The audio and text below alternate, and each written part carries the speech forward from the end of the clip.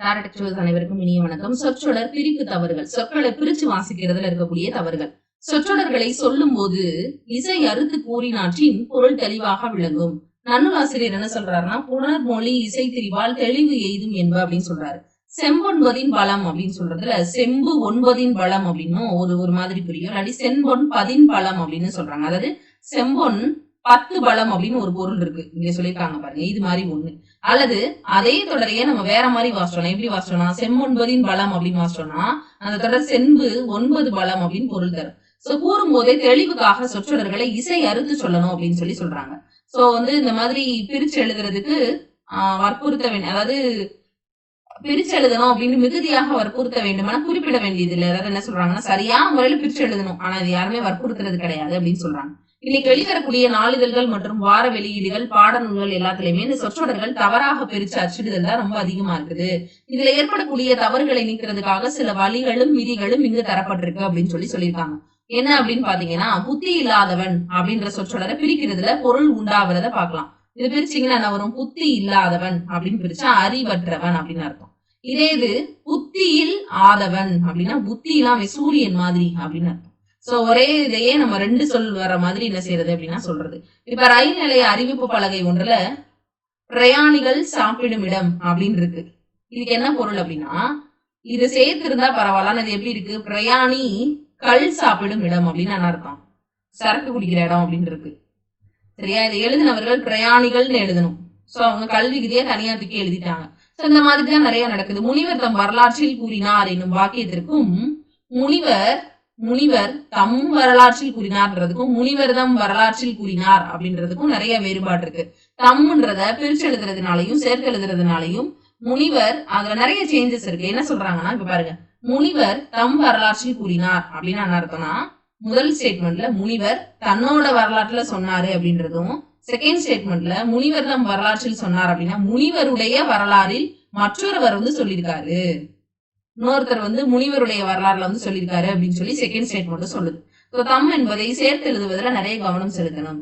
அவர் வீட்டில் இருந்து போனார் என்பதற்கும் அவர் வீட்டில் இருந்து போனார் அப்படின்றதுக்கு நிறைய வித்தியாசம் இருக்கு. இதுல பாருங்க, அவர் வீட்டுல இருந்தா போனாருன்னு சொல்றோம் ஃபர்ஸ்ட் ஸ்டேட்மெண்ட். செகண்ட் ஸ்டேட்மெண்ட் பாருங்க, அவர் வீட்டில் இருந்து போனார் அப்படின்னா தங்கி இருந்துட்டு தான் போயிருக்கிறாரு அப்படின்றது பொருள். சோ அதனால் வேற்றுமை உருவுகளை சேர்த்து எழுதணும் அப்படின்னு சொல்றாங்க. மொழி நூலாசிரியர்கள் மொழிகளை தனிநிலை என்றும் உட்பிணைப்பு நிலைமொழி என்றும் ஒட்டு நிலை மொழி என்றும் 3 வகையாக பிரிக்கிறாங்க அப்படின்னு சொல்றாங்க. சீன மொழி, திபெத் மொழி, ஷியா மொழி என்றது தனிநிலை மொழிகள். சொற்கள் தனித்தனியா இருக்கும். வடமொழி உட்பிணைப்பு மொழி இந்த மாதிரியான சில விஷயங்கள் சொல்லி. இப்ப ராணின்ற சொல் தமிழ்ல வழங்கக்கூடிய ஒரு வட சொல், இது நமக்கு தெரியும். இதுல 2 சொற்கள் உட்பிணைந்து வந்திருக்கு அப்படின்னு சொல்றாங்க. என்ன அப்படின்னு பாத்தீங்கன்னா, இதனால தமிழ்ல ஒரு ஒட்டு மொழி சொல் நமக்கு தெரியும். தமிழ் ஒரு ஒட்டு நிலை மொழி. இப்ப பாருங்க, பார்த்தார்கள் அப்படின்னு சொல்லும் போது பார் இத்து ஆர்கள் நம்ம பிரிக்கிறோம். சோ கண்ணன், கண் கூட்டல் அன், இதெல்லாம் ஒரு ஒட்டு சொல். அப்ப தமிழ்ல பிரிக்கிறதுல தவறு வந்துச்சுன்னா அந்த பொருளை மாறுபட்டுரும் அப்படின்னு சொல்றாங்க. அந்த பிரயாணிகள் சாப்பிடும் இடம் மாதிரி ஆயிரும். பாருங்க, பழங்கள் கிடைக்கும் அப்படின்னா பழமையான கல் கிடைக்கும் அப்படின்னு பொருள் வந்துருது. சோ பழங்கள்னு சேர்த்து எழுதினாதான் அதுல பொருள் கிடைக்கும். அவரை பூவில் காணலாம் அப்படின்னு சொல்லும் போது சொற்றொடர்ல அவரை பூவில் காணலாம், அந்த ஆள் என்ன பண்ணலாம், பூல பாக்கலாம் அப்படின்ற மாதிரி பொருள் வந்துடும். அதே மாதிரிதான் இங்க பிழையும் திருத்தமும் கொடுத்திருக்காங்க. அவ்வூர் எழுதக்கூடாது, எழுதுனா சேர்த்து எழுதுனா அவ்வூர். வந்த உடன், வந்த உடனே கிளம்ப சொல்ற, வந்த உடன் அப்படின்ற பொருள் வரணும்னா அது இந்த பொருள், வந்த உடன் கிளம்புறது. வந்த உடன் கூட வந்தாங்கல்ல, வந்தவங்க அப்படின்னு அர்த்தம். இது வீட்டில் இருந்து, வீட்டுல தங்கி, இந்த இது வீட்டுல இருந்துன்னா வீட்டுல இருந்து, ஃப்ரம் வீட்டுல இருந்து அப்படின்னு அர்த்தம். சரிங்களா? அவர்கள் இடம், அவங்கள்ட்ட நான் சொன்னேன் அப்படிங்கிறதுக்கும் இது அவங்களோட இடம் அப்படிங்கிற பொருள் இங்க வேறுபடுது. வர அழைத்தான், வான்னு சொல்லி கூப்பிட்டானாம், வர அழைத்தான். இங்க பாருங்க, வரவழைச்சான், இன்னொருத்தர வரவழைச்சிருக்கான். வெளி ஏறினர், வெளியில என்ன செஞ்சிருக்காங்க, இங்க வெளியேறாங்க, ஒரு ரூம்ல இருந்து வெளியில போறாங்க.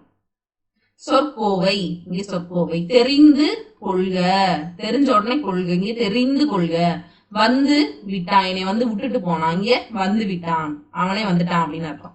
மிகுதியாகும் ஆனால், இங்க மிகுதியாகும் ஆனால் நிறைய மிஞ்சிருச்சுனா அப்படின்னு அர்த்தம். இங்க மிஞ்சிரும் ஆனா வரும் ஆனா வராது மாதிரி. அடுத்ததா பலா செடி அப்படின்னு அர்த்தம். பலா அதுக்கப்புறம் செடி, இங்க பலா மரத்தை தான் சொல்றாங்க. மர பெட்டி, இங்க மரப்பெட்டி.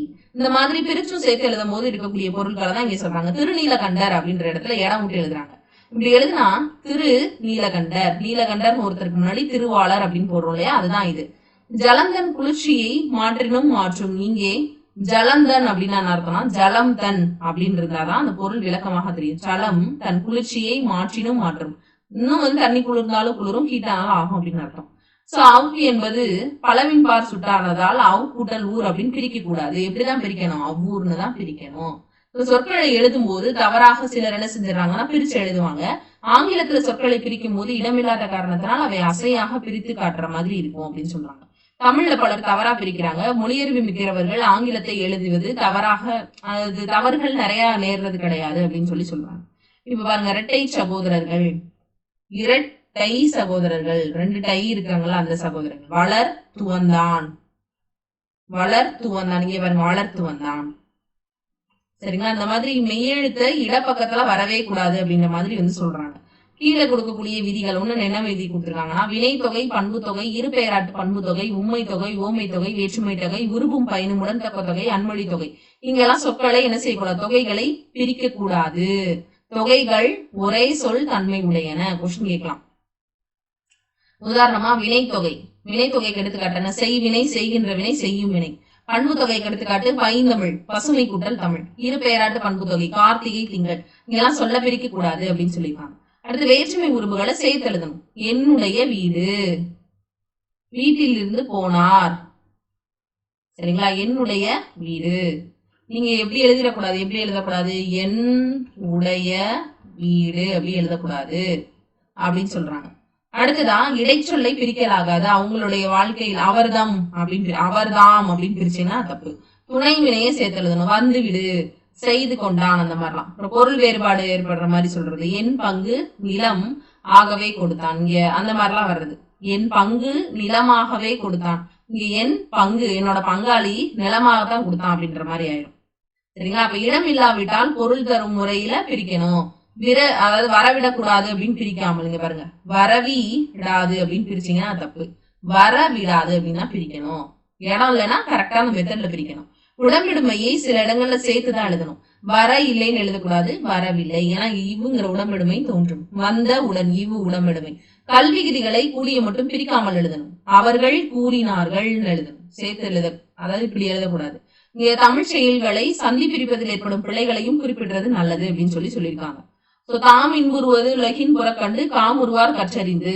இந்த குறள்ல தாமின் புருவ அப்படின்னு இருக்கிறது தான் எதுகைக்கு ஏற்றது. தாமின் புருவ அப்படின்னு பாடநூல்கள்ல செயல்களை அச்சிடுவோர் இதை கவனிச்சுதான் என்ன செய்யணும் அப்படின்னா போடணும் அப்படின்னு சொல்லியிருக்காங்க. இப்ப பாருங்க, தாமின் புருவ, இது ரெண்டுக்கு என்ன வித்தியாசம்?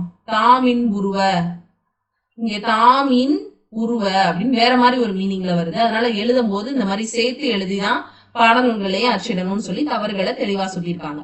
சோ நம்ம அடுத்த சாப்டரை அடுத்த கிளாஸ்ல பார்க்கலாம். நன்றி.